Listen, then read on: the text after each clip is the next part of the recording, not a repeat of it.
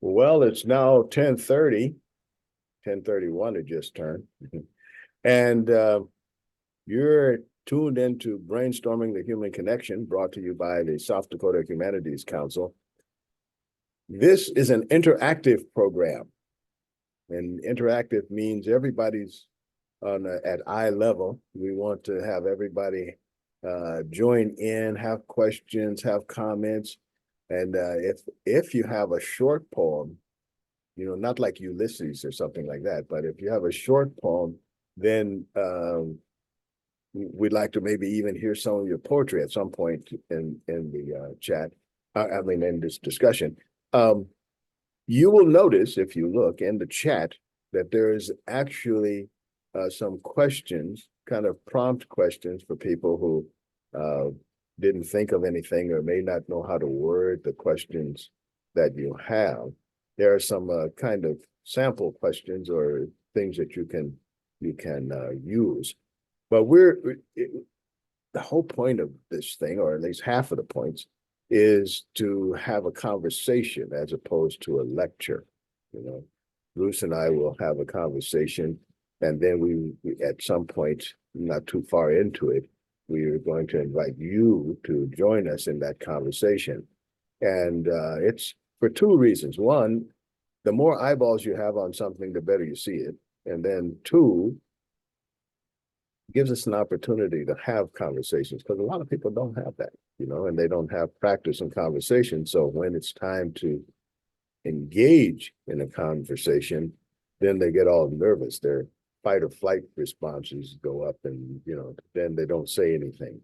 But this will give you a chance to practice kind of calming that part of your brain down, and then ask a question anyway. And the more you do that, the less you'll have butterflies, and the more comfortable you'll get in presenting, and even in some cases defending your position, because we should be able to do that with a very calm, cool, collected mentality. Okay. So at any rate, today we're going to be talking about poetry, and joining us is the South Dakota Poet Laureate, Bruce Roseland. And I have to say, I'm a fan. I don't have too many people that I'm a fan of, but I'm a fan of Bruce Roseland because of all the people that, that I have run into that have something to do with poetry. He is the most, I wouldn't just say passionate, I would say fanatical about poetry. In getting it out there, making it available to people, sharing his poetry, getting poetry in books. And I can't think of all the poet laureates, not to rank or anything, but I think it's almost goes without saying, if you know Bruce and the other poet laureates, I can't think of any who have been any more, and mostly not as much passionate as Bruce has been in terms of the things that he's done. So I respect him for that, but I also respect him that he actually thinks about the poetry and about poetry in different ways. And so I'm very happy that he is the poet laureate in this term of poet laureates. So welcome, Bruce. Yeah. So you have a lot to to live up to now. So how you doing, man? Doing fine. Beautiful day out there. And I got to say hi to everybody. A lot of names here I recognize. Yeah. So good to see you. Good to see you. And the nice part of South Dakota, you can get around, and it's 1 degree of separation usually. Yeah, exactly. You run into a stranger pretty quickly. You find somebody that you know. So boom, right. there you go. That's right. And it pays not to ever talk about anybody bad, because it's probably some that guy's I'll get back to you. Don't ever say anything bad. That is true. That is true. Okay, so tell me how you view the position of poet laureate. What for you? What is poet laureate? Oh, you know, actually, I hadn't really thought about it that way, Lawrence. It's a term. Most states have a poet laureate, Hmm. and how that happens is practically different in every state. In Hmm. South Dakota, in order to be poet laureate, first of all, you got to want to, you got to apply. And that there's also something called a poet laureate law that spells out the process. And to simplify it, the South Dakota State Poetry Society recommends to the governor a candidate that the governor approves, and that candidate is appointed and is for a 4-year term. But the thing about it is that you want to be. And I hadn't really thought about it until right before the application, and which was 1st of November last year. And I resigned my post as president of South Dakota State Poetry Society, and then I applied. And um, you know, in some ways, it's not much different than what I was trying to do as president of the society, except I have committed myself to getting around the state even more. I have, which getting around the state the way it was, but now I'm even more committed to it. And fortunately, simultaneously, without even realizing it been applied for, the society started up, a couple of individuals started up within the society, applied for a grant called Poetry on the Road. And that's an organized way of getting around the state and have poetry events. But the singular part of this Poetry on the Road isn't so much showcasing known poets, is trying to find the talent, asking people to step out of the shadows and go ahead and let's hear what they got to say and what it's been successful. We go into a small community and people come forward, and that was part of the deal when I was president of, well, president before I was president. I wrote a book and back in the early 2000s, and I thought, well, I should sell it. So I was going around the state, and the thing I kept running into is other people, and they said the same thing to me. Where can I read? Places I can read, what venues, And it was almost crazy. I'd run into somebody and 50 miles away, somebody else was kind of writing something similar, and they didn't even know each other. And I thought, wow, we really need the network. And so that's why I joined the Poetry Society, because it's the only statewide organization. And their mission is, well, statewide, which is cultivate poetry, get it around, find people, print them, publish them. And I thought that's a great mission because, you know, if you're in a room with maybe two people, which is great, and you read your poetry, well, okay, two people heard you. But if you go ahead and expand that to all the other people who like writing a little and got that interest, and there's 20, 30, 40 people listening, or you now spread your message more and you listen to them, well, then you're going to hear their messages. And well, it expands everything. And I think that's a good thing that we learn and understand where other people are coming from. And when you get around the state, you hear, different interests. It's everything from what's going on inside people's personal lives. Some of it is political. I have a tendency to stay away from that. And some of it environmental, and a lot of it is just the changing times. And some of it is just simply what part of the life cycle we're in. When we're new parents, we have a tendency to write about our kids. When we get older, we have a tendency to look back and look at our own immortality, or mortality. So, You have a question there, Lawrence. I think I've been on. Well, I have a whole bunch of questions, but I don't want to cut you off, man. So let's expand a little bit on the topic you brought up about the value of poetry, what poetry can do. Can you talk about the uniqueness of poetry, let's say, versus other kinds of communication, and what kind of opportunities do poetry, different varieties of poetry offer us as communicators? What's different about poetry? The nice part about poetry is that it evolves. If you go back 100 years, 300 years, poetry is a little bit different. But if you also notice, there were trends going on then.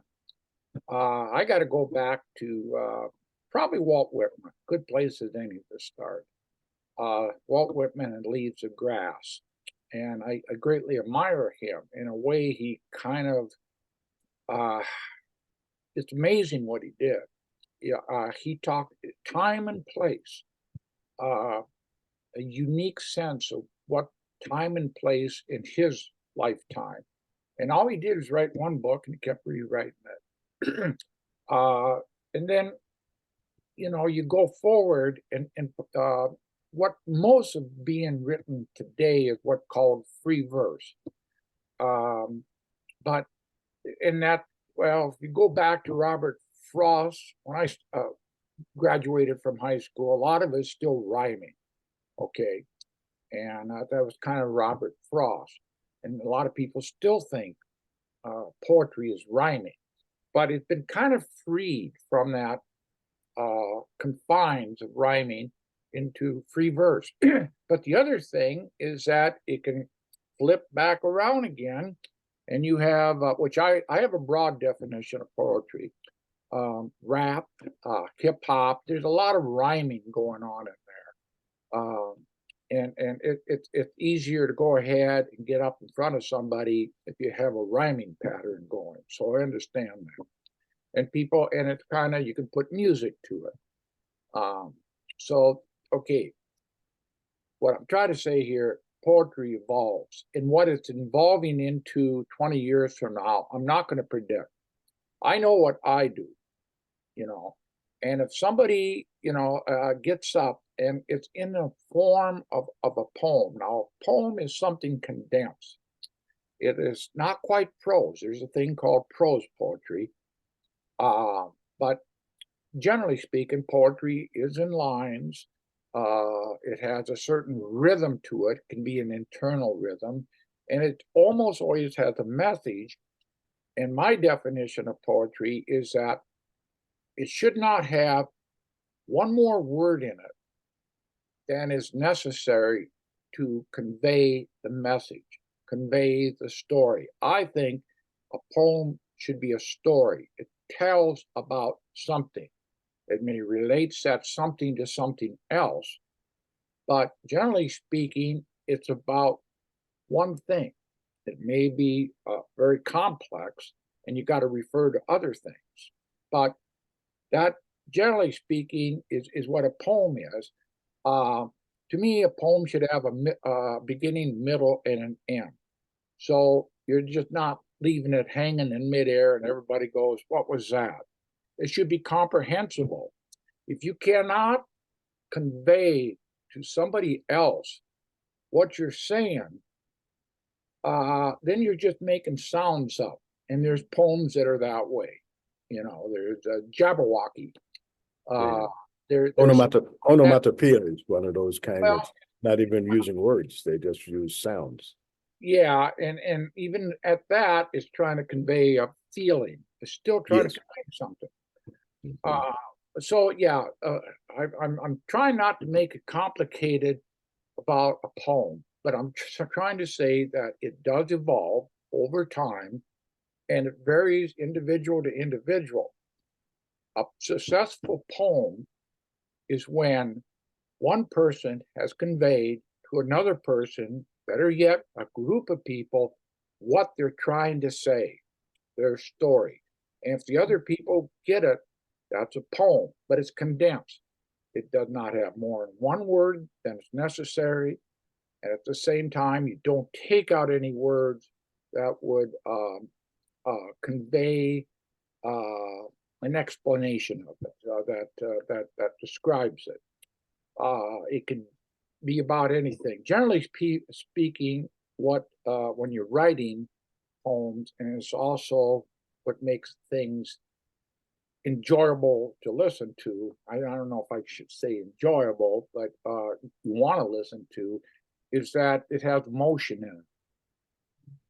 Good poetry comes from some sort of emotion, something that that's the energy that drives it forward.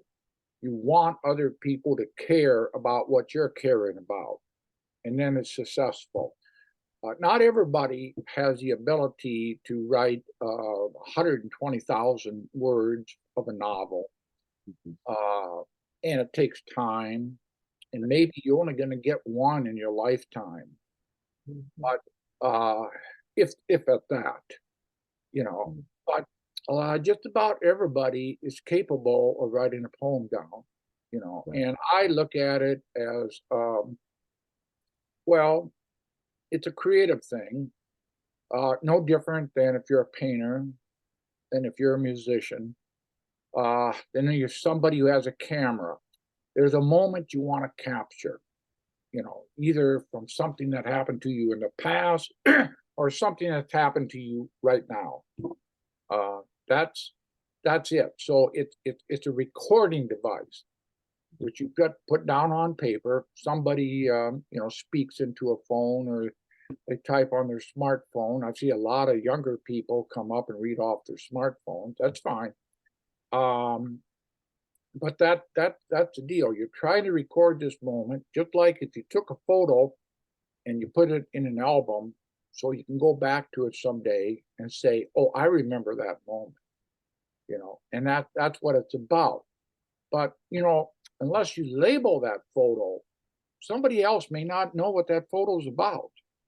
So with a poem, But doesn't that get to, it's kind of like what you were talking about before, when you are doing a successful poem, if the person is fluent in the language you're writing the poem, a more successful poem is when there's some discovery. Maybe someone didn't know that they knew something, or they actually didn't know it, but that poem opens up a feeling or an idea, or says something to them that they hadn't really recognized or maybe pay attention to. You know, it's kind of like you live in a neighborhood, or maybe grow up in a place all your life, and if you keep paying attention, you'll notice things that were there when you were 5 years old, but you didn't notice it until you were 50. You know, but it's been sitting there in plain view. But or a person, you know, and you wouldn't know that you wouldn't know how you missed that particular point. But then once you see it, you realize, wow, it was there all the time. It kind of didn't register, you know. So I'm wondering if poetry can't be an aid in kind of making us rethink, or maybe focusing our attention on something. it's called the aha moment. Yeah. Let's say if you were going up to a painting, you looked at it, and maybe you got 10 paintings, and you're walking by, and then you go, aha, there's something in that painting grabbed you. Okay, that it connected. Well, that's a poem. And the aha moment is what you're describing. And that's, you know, that when you connect with the other person who is either reading it or hearing it, they go, aha, I could connect to that. I've been there. I understand that. Or, wow, I never thought about it that way before. That's the aha moment, and that's why people read a good poem for the aha moment. You know, it could be fun, or it can just simply be illuminating. You know, and it's a great thing. You know, it could be about an emotion or anything else like that. I'm telling you, or if you're trying to get somebody to care, which I do now and then, you know, about the environment. First you got to explain to them why you should value this environment. What is it in it? And then, you know, show them that, well, this is what's happening. Either this is a beautiful moment in the environment, or somehow it's being transformed into a different thing. Well, I want to take this opportunity to invite the rest of our esteemed panel into this conversation. Maybe some of you even have some poetry if you've gotten that together. So is there anybody who has questions for Bruce? Because as you can tell, he does have answers. No, I don't. I have a lot of questions. And I'm happy to listen to other people's answers. So anybody have questions or maybe some poetry or something? Curtis, were you going to say something? Okay, hello. I did write it, but I'll just ask it since I'm live here. Bruce, I was wondering if you could comment on what I guess is fact, legend, myth, or the image behind the title of your book, The Last Buffalo. And I'll just mention that my 88-year-old father often reminisces about what he remembers from his childhood in Dakota, and that there was an actual last buffalo around the year 1909. So I'm just curious where you came up with that title and what the mythology behind it would be. Sure.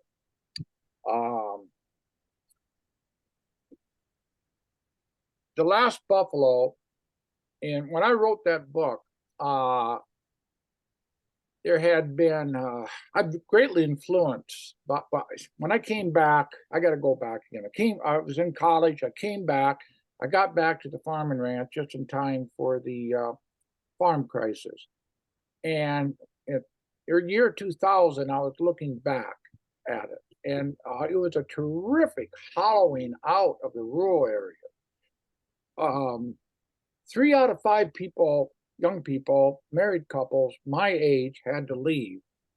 And I was very sad because I thought at this rate, you know, what was going to be left in 20 years? Who was going to be around to write about it? So that's why I started writing, to reminisce and try to record it. So it was kind of a metaphor. I was looking at the rural people at that time like the buffalo, you know, and, you know, the buffalo at that time, huge herds of them going across, and everybody thought, well, they're always going to be there, always going to be there.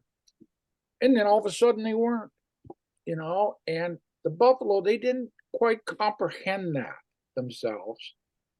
And the people who hunted them and whatever, the settlers, they didn't really comprehend them. They looked at them probably as a nuisance. So that was, I was trying to make that comparison. Now, interestingly enough, the reason why I picked The Last Buffalo as a title is that in my township, the last buffalo in my county was sighted. I live in the Missouri Coteau, which is a hilly area on the east side of the Missouri River. And it starts up in North Dakota, goes down to Gan Valley. It's about 4, 5, 6 miles across. And a buffalo was spotted. The last buffalo in Bach County, when the settlers were here, was spotted wandering through my township, but nobody shot it or anything. It just simply disappeared, just wandered off again. In fact, I did write a poem about that, which wasn't in The Last Buffalo. But that's where the title of The Last Buffalo came from. It was the metaphor, and also the fact that in my county, the last buffalo was sighted not too far from where I live in my county. Okay, yeah, thanks. I remember it was Falk County that they lived in when he was growing up. And anyway, thank you. Appreciate that. Anybody else have? Sorry. Anybody else have a question or comment? Poem to read? Are Sharon? there still buffalo, Bruce, in your county? Are they bringing them back? There's several people have domestic herds of them, yes. I guess we should say They, bison. you know, they're not big herds, but yeah, there's several people in my county. Um, buffalo are not easily domesticated. No. But they have done it. They got 6 foot tall fences and stuff like that. Uh, I I myself personally would not want to have buffalo on my place.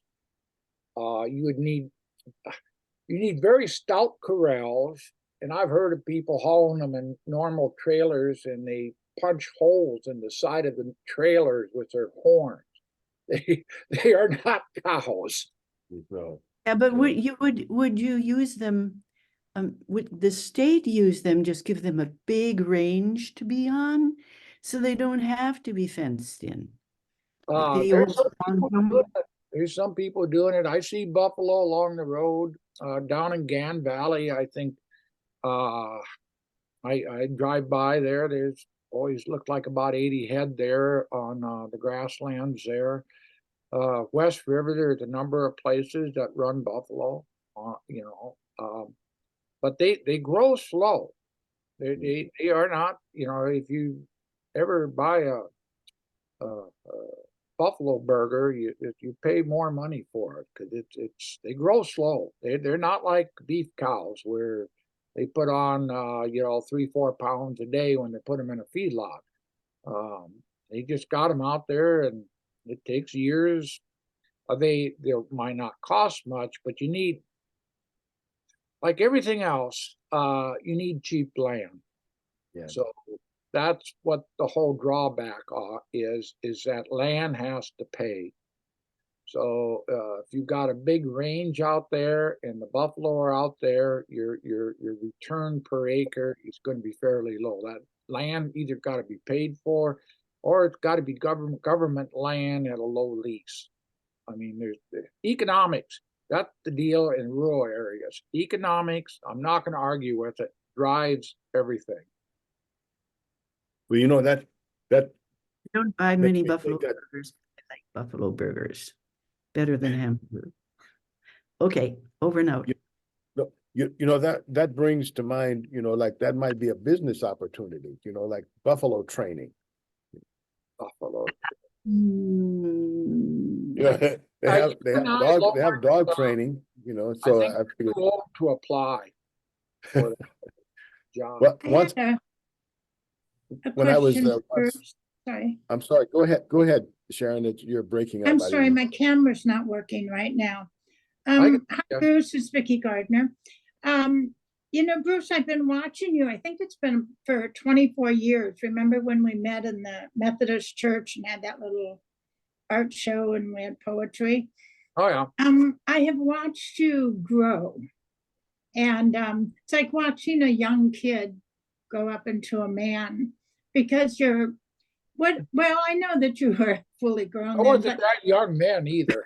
but the maturity level and the deliverance and your intentions have grown so much. I mean, do you are you aware, or what does it feel like to make that type of growth with your poetry and to reveal yourself? What does that feel like? Are you aware of what I can see? Well, I'm not altogether sure. The thing is, I think the more you do anything, and if you're serious at it, and you get better at it, whether or not you're a welder or a carpenter or a rancher, you end up accumulating, you know, and you also see what works and what doesn't work. You know, I've gone to a lot of poetry readings. I've listened to other people get up, and you know, you'll get better at reading and more comfortable about it. You know, the one thing I think is, when you first start out, you're very self-conscious of it. And you go, well, you know, who am I?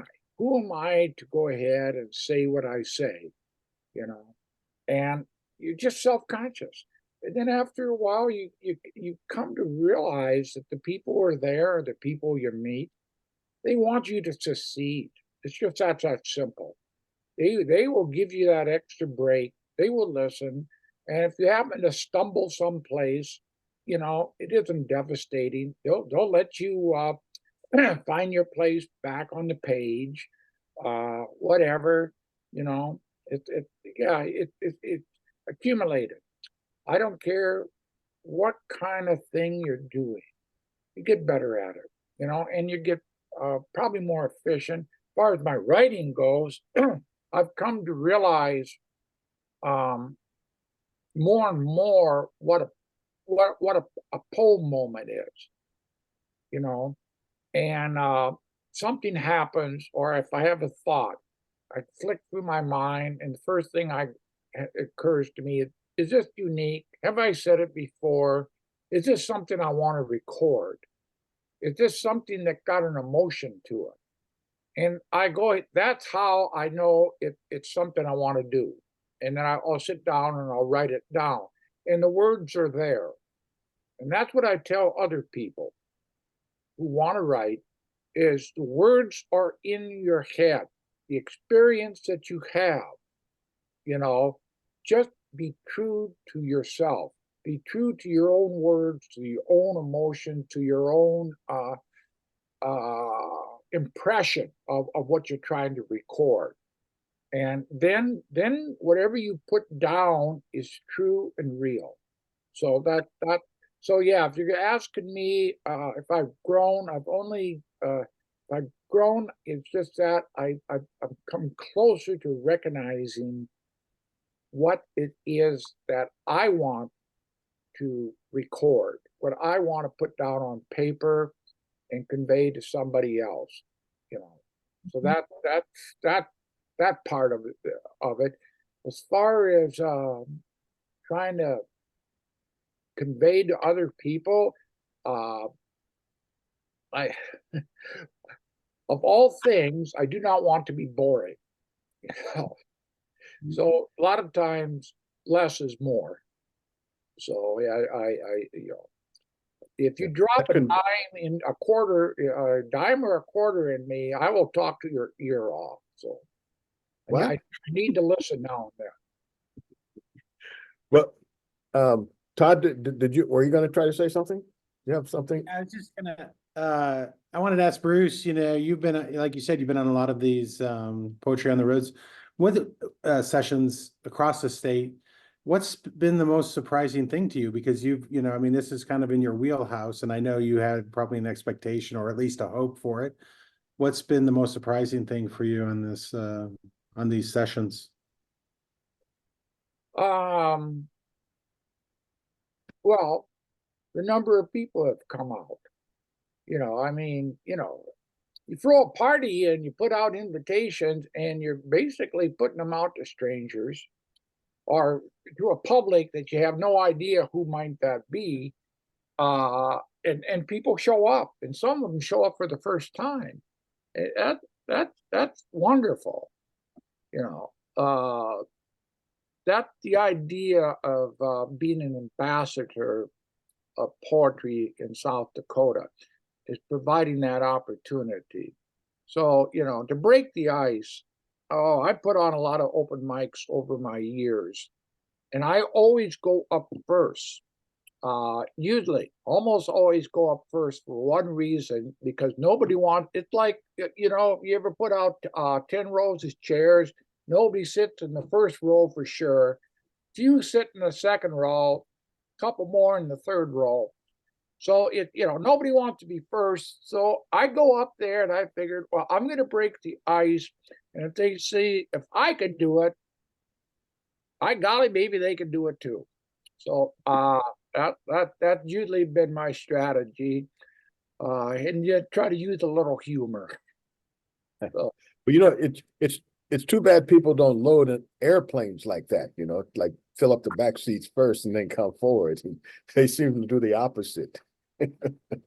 we usually got to pay that ticket though. Yeah. Yeah. Well, Nico, up front. You should sit up front. And I usually sit up front for two reasons. I want to hear people, and I think they, try to encourage other people to sit up front. So Yeah, and you don't have as far to throw the tomatoes, if you're up front. no tomatoes, please. Lanico, you had something you were gonna say. Yes, I was just going to say, I'm going to take up your invitation, Lawrence and Bruce. I'm going to read a poem. Oh, wonderful. Yeah. Ruby. Not all eggs kept warm and turned under a watchful mother's care were like Ruby, hatched in an incubator. Baby chick Ruby loved to be cuddled and snuggled up close and carried about in a flour sack apron pocket. As the lady attending to her farmyard chores with frequent stops for more cuddles with the little fuzzy apron passenger. Ruby expected those daily rides and solo dining of chick crumbles in the lady's house and bedded each night in a wool-lined planter pot. There in the household's warm, busy kitchen, she watched for the lady at morning's first light to be picked up and have her head dipped in a saucer of tepid water, her first drink, with sprinkles of crumbles in a dinner plate.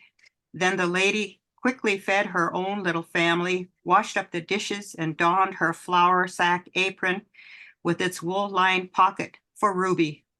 Then the twosome were out the door to feed the sheep, to fill the bins of hen house feeders, to freshen the hanging water towers and grain and groom the horses, Hoosie and Dandy. This rhythm of twosome's daily routine continued until Ruby grown too big for her apron pocket, and the lady took her to the hen yard, where Ruby never stayed, but slipped out of the hen yard and watched and waited for the lady, then followed her everywhere she went. Content to be with her lady mom, Ruby never joined the other hens, scratching for earthworms, digging for grubs, chasing the butterflies, or dozing on the hen house roosts or nests. No, Ruby preferred her lady's company, resting quietly in her lap when she rested, occasionally poking her head into her first home, the old wool-lined apron pocket. One day Ruby vanished, nowhere to be found, sending the lady into a wild frenzy, searching almost everywhere. Old tires, leaky buckets, empty troughs, everywhere but the piled high bales of straw in the old lambing barn, where Ruby was setting on 6 brown eggs, watching farmyard happenings through a knothole in the barn wall. One day, from her lofty perch, one by one her eggs hatched and 6 little chicks fell through the old barn knothole, tumbling down onto the thick grassy mat below, where Ruby, now the incubator mother, found them all and clucked them together closely. Then she proudly led them into the hen yard, joining other hens, teaching their little chicks to be chicks. Thank you. Was that, Very nice, very nice. I take it that Ruby was a real chick. Absolutely. Yeah. Well, and I tell you, the thing I was wondering all the way into about at least half of the poem was, what did they put in that pocket? Because Ruby wasn't just eating, there's something going on. How did she take care of the inner pockets? Yes. One thing, Minutia. one thing that Bruce didn't point out is that there's some places you have to leave out. Yeah. That's true. It's called That's what I say. Minutia. You don't have to call the minutia in. Well, very good. Thank you very much, Lanico. I really like those kind of descriptive poems. As we were discussing earlier, a lot of times poetry it's like a snapshot of something that, happens all the time, but we didn't focus on it. And it's those moments, I think, that are really what life is, all strung together, all of those little the snippets and clips, kind of like when you shoot a movie, you shoot a lot of little short scenes, and when you string them, depending on how you string them together, depends on how the movie is, what the movie turns out to be. So bringing those into focus, using poetry to say, oh yeah, there's this other thing, even if you never lived on a place where there are chickens, if you eat eggs, it's a thing. If you eat Colonel Sanders, or whatever, one of those guys, it's a thing. It's the life of a chicken. And just bringing that human connection to the other animals. I think those kinds of poems, they frame something and point to something that we're in and see all the time, but may not really pay attention to. So thank you for that. Anyone else have a poem or something else that they would like to contribute? Okay, go ahead, Sharon. I'm not going to read a poem, but what Lanico wrote is a narrative poem, and it could only come out of the Midwest, because I'm sure in cities, whether it's in the north or south or north and south, the Southwest would probably know where an egg comes from. But other don't. I know a woman who is from South Dakota, and she has a son, and she drove him out here once to show him where his hamburgers came from, and I'm sure eggs would join that category. It's a narrative. Did he become a vegetarian after he saw where the hamburger came from? The strength of beef is too strong. But I'd like to share a little tidbit when Sharon's through. Pardon? I said, I'd like to share a little tidbit. Oh, I see Marcella's hands up. I'm sorry. Let me just finish and then I'll be finished. I mean, I'll make it quick. Bruce, I think I'd really like to read with you, maybe at the South Dakota Poetry get together at the Book Fest with other South Dakota poets, make a kind of a panel type thing or whatever, just throwing that out. If you like to do that, contact Jennifer. They're still, nothing is set in concrete now. It starts gelling up in early May. I'm open to anything. Right. I may have a book out by then. I hope to have a book out by then. But I'm open to anything with especially coordinating or collaborating with other poets. It's fun to get up and talk about things or listen to other people's questions. The thing is poetry, writing stories like this is for everyone. I mean, let's call it for a lot of people, it's memoir writing. This is a way, a method of memoir writing about that chick. Well, that's something you can give your grandchildren someday. And this was a neat little story I want to tell you about when I was on the farm. So yeah. So I would love to be on such a panel and chat with people. I think we take poetry a lot of times way too serious. If we need to put it at a level where everybody can, contribute to it and communicate with. Yeah. Okay. And just as a point of reference, Jennifer did give the thumbs up on that idea, so somebody can follow up. And who? Where'd Marcella go? Marcella. But are you still there, Marcella? I'm still you here. had a question. You had your hand up anyway. Yeah, I just wanted to say about, and I'm not sure I'm pronouncing this right, Lanico? Nico. Lanico. What I wanted to say about her poem is that I'm a city girl and I don't really know much about raising chickens, but I'm a mother.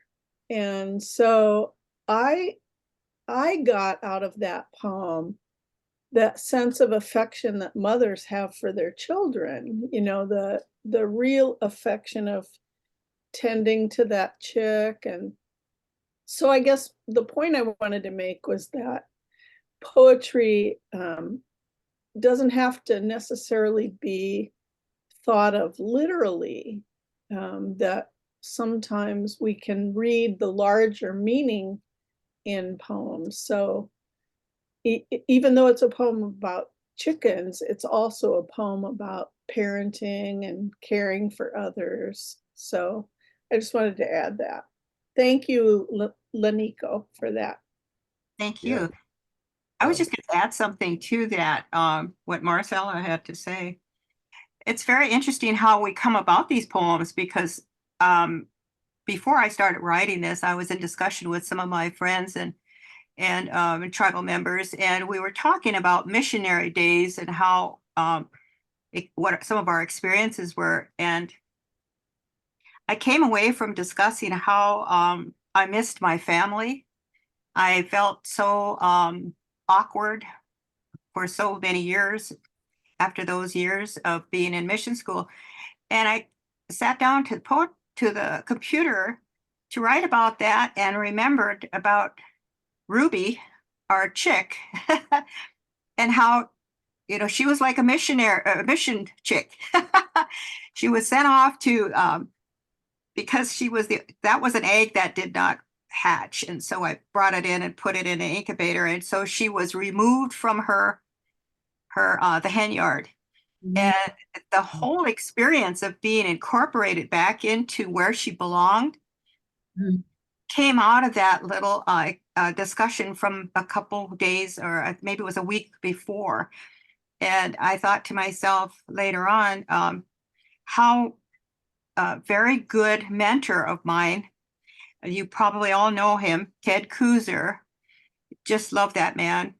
He had a book out, and of course, the book is called The Poetry Home Repair Manual. And I sat down and looked at that and read through parts of it and all. I thought to myself, you know what? This little poem has potential to send many more messages than just about a little chick that was raised in an incubator. Yes. So, if I got that across, then I feel like I'm successful. That's how bold I am. Well, I think that gets back to something Bruce was saying earlier about how, you know, you're trying to convey meaning or, you know, a new experience or a different experience. And if your poem accomplishes that, then you know, you're pretty much all the way there. If it's entertaining, that's all great. But if it's entertaining, but people don't get anything out of it, I'm not sure. I mean, it doesn't have to be some heavy spiritual message or something, but if you're going to take people's time that they're going to listen to you or read you, then it just seems like, okay, well, you know, give them something for the time that they spend with you. And we don't start out batting 1,000. So, you know, maybe every poem's not going to, you know, be a home run, but you know, like you, and sometimes that's all you want is you just want a bunt and get the first, you know, and then the other people take it from there. But, you know, if you start and like Bruce was saying, hey, you got to just do it, you know, you just keep writing. And I think all of us have some stories that we can tell if we take the time. So I have a question for Bruce. Yes. Bruce. This little poem that I read, I gave you a little story about how it came about. How necessary are those little epitaphs or whatever to prepare the reader or the listener? Because like I was saying earlier, being at the mission school and all that business, there was a missionary mother, proctress, who I really embraced as, you know, a mother figure in my life. And Ruby attached to me like she was going to be a human. But not everybody has the same kind of experience, you know. So I thought, okay, well, this is something I'm going to try to bring to light. but in so doing, I was kind of at a loss. Will this stand alone by itself, or do I have to tell how this came to be? So Bruce, fill me in. Well, what you just read there is what you call a poem. I mean, it's got a beginning, a middle, and an end. It tells a story, and it conveys your emotion. And it was essentially about one thing, which was the chick. And at the same time, it is, has been pointed out, is a metaphor. And I was thinking about it when you were doing it. Two things: a metaphor of a mother's love or any caretaker.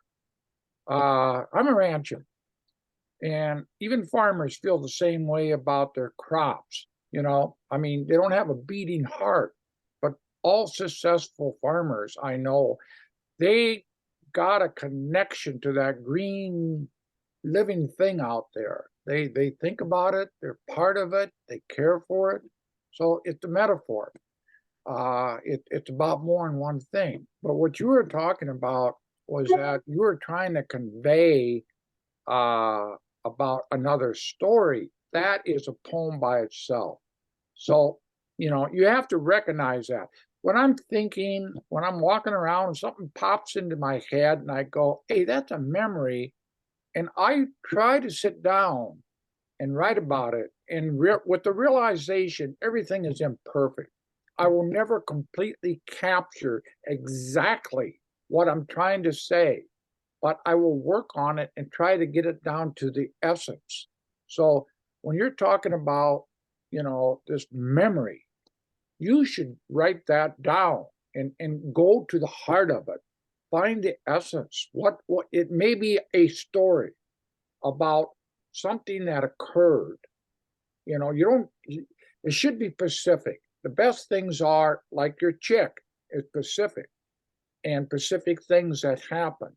So if you're going to go back to that other memory, it could be back to something that happened that conveyed to you that caring. That's where the emotion is.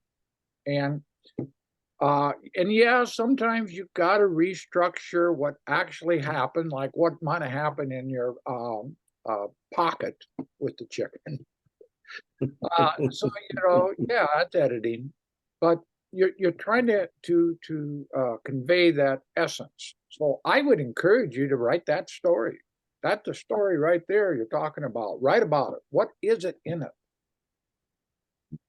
Well, Well, thank you you. know, before we get too far, we're 7 minutes or 8, yeah, 7 minutes away from the end of our program, but we haven't had a chance to hear one of Bruce's poems. So Let's have other people. You all heard me, someplace or well, another. no, there's a lot of people here who unfortunately they haven't experienced you yet, you know.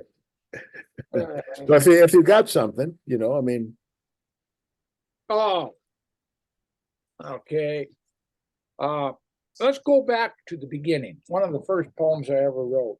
In fact, it's the first poem on my last buffalo. First book I wrote. Okay. Called The Butter Knife. I am the fourth generation, and my great grandfather was one of the first settlers out here. And part of my land is the old homestead. The Butter Knife.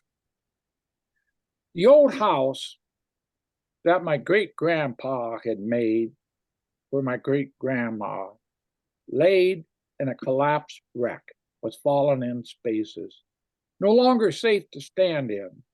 The last stage before becoming a pile of boards. Why, I ask, is there not someone to greet me? Someone who stayed and kept this place up? It was as if I expected the old folks from the old photographs to step out from the weathered wood, to answer the what and the why, to tell me about a day in their life. Then that I saw the butter knife where the house is split open and exposed the kitchen room. There on the tongue and groove floor, it laid waiting, the only utensil left. I picked it up. It was rough with rust. I took it home to put in my house, a gift. So it was as if the past had reached out to me and gave me a gift that said, hey, you know, we're still connected. You know, you're there, you're still there, and we're gone, but there is that connection. So yeah. But I It was want to invite, kind of a mystical moment that when that happened. I still got that butter knife in my possession. right. Well, before we get too far, I want to invite everybody who's within the sound of my voice to a poetry out loud in Aberdeen next Thursday. Okay, so next Thursday. Poetry on the road. Yeah, yeah, and for those of you who are on the call, even if you can't go to Aberdeen, we will plan to simulcast it. We usually have a get together of poetry. It's called Electronic Poetry Garden on Thursday night, and we're actually going to be doing that on from the Red Rooster in Aberdeen. So even if you can't make it, if you're in California or Saudi Arabia, you know, or something like that, then if you want, you can join us through the same link as the Electronic Poetry Garden. So tune in next week, same time, same station, and we'll have even more information on it. Well, we got clearance from the powers that be at the Red Rooster yesterday to simulcast or broadcast from the Red Rooster, assuming all of the pieces work. You know how this technology goes, but we think we can do it. We've done it before. We did it a program. I've done it with them before, so we know that the technology exists. But all things being equal, we plan to invite you, and you'll bring some poetry because you'll be able to read as well. Not just it won't be just a passive thing. If you have poetry, you can join us for Poetry on the Road, and we can put it out in the whole technosphere, wherever that is. So, Bruce, we got about a minute and a half now. Parting words.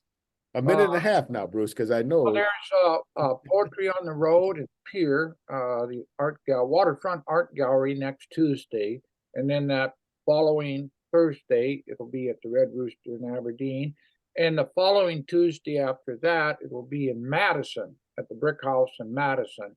6:30 at the Red Rooster, 7 o'clock at the other location. And Poetry on the Road is going to go and do another year. We're going to get across the state. So if you know anybody at your town or place or Saudi Arabia, I don't know, get to Saudi Arabia, but we will, yeah, get us signed up, find a place, go for your art council, or find a place in Lemon. We did it in John Lopez's a community hall. Now that was a great turnout. So wherever, so yeah, talk to your local art council and get us signed up. yeah. Well, this is on Thursday in Aberdeen. say that again, Betty.